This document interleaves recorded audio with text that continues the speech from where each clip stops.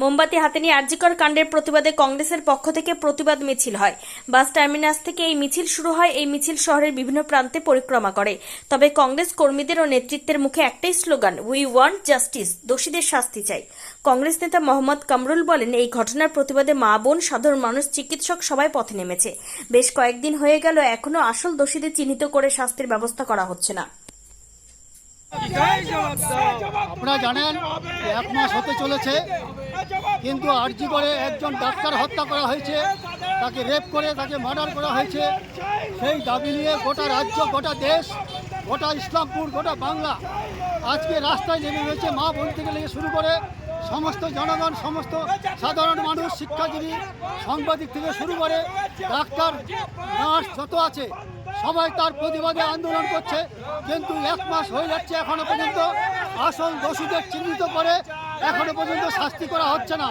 তার প্রতিবাদে আমরা আজকে কংগ্রেস ব্লক কমিটির পক্ষ থেকে আমরা মোমবাতি জ্বালিয়ে যার তিলোত্তমার যে তাকে শান্তি, আত্মার শান্তি কামনা করছি। এবং আমরা এই বার্তা দিতে চাই যে সাধারণ মানুষ যেন এই মোমবাতি জ্বালিয়ে আপনারা যে অন্ধকারে ঢুকে আছেন সেই অন্ধকার থেকে বেরিয়ে আসুন।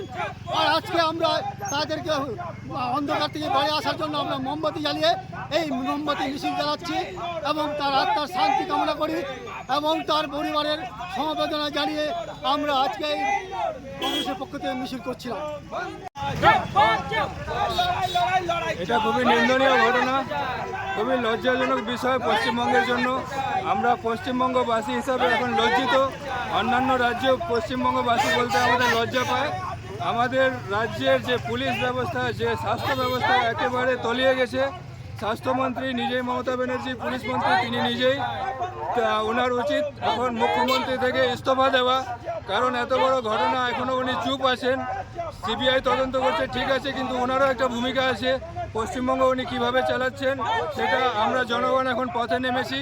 আমরা আমাদের আন্দোলন চালিয়ে যাব। আমরাও দেখব যে কিভাবে শাস্তি হচ্ছে না। প্রকৃত দোষীদের শাস্তি চাই, ফাঁসি দিতেই হবে।